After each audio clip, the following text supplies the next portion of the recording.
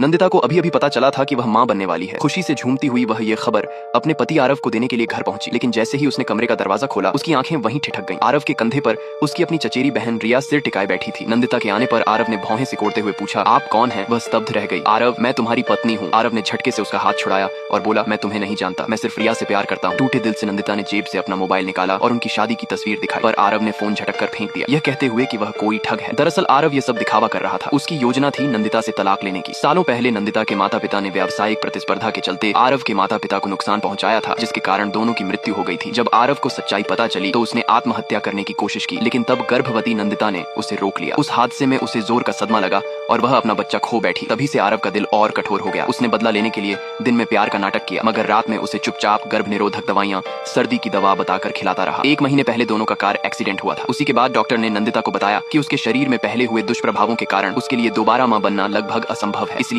जब वह इस बार गर्भवती हुई तो यह उसके जीवन की सबसे बड़ी खुशी थी। शायद यह आखिरी मौका था मां बनने का। उत्साह में भरी नंदिता वही खबर देने घर पहुंची और वही दृश्य देखा। फिर भी उसने उम्मीद नहीं छोड़ी। उसे विश्वास था कि आरव की याददाश्त खो गई है और एक दिन वह सब याद कर लेगा। उसने हर शाम उसके पसंदीदा व्यंजन बनाए, इंतजार किया कि शायद वह बदले। लेकिन जब आरव लौटा तो उसने हाथ में तलाक के कागज थमा दिए और ठंडे स्वर में बोला, मैं अब सिर्फ रिया से प्यार करता हूँ, हमारे बीच सब खत्म हो चुका है। नंदिता ने आंसू पोंछे और कहा, जब तुम्हारी याददाश्त लौटेगी सब ठीक हो जाएगा। वह बताना चाहती थी कि वह गर्भवती है, लेकिन आरव ने उसकी बात बीच में ही काट दी। गुस्से में घर छोड़ गया। रात को वह रिया को साथ लेकर लौटा और आते ही नंदिता के गाल पर थप्पड़ जड़ दिया। रिया सीधे हॉल में गई और नंदिता की एक पुरानी हार की डिब्बी उठा ली, जिसमें उनके मरे हुए बच्चे की अस्थियां थी। कभी आरव ने कहा था कि हर साल इस दिन हम अपने बच्चे को साथ याद करेंगे, लेकिन अब उसने उस हार को पहचानने से भी इनकार कर दिया। उसे शक हुआ कि नंदिता किसी और की याद में यह हार रखती है और गुस्से में उसे खिड़की से बाहर फेंक दिया। नंदिता सीढ़ियां भागती हुई नीचे गई। वह अपने बच्चे की आखिरी निशानी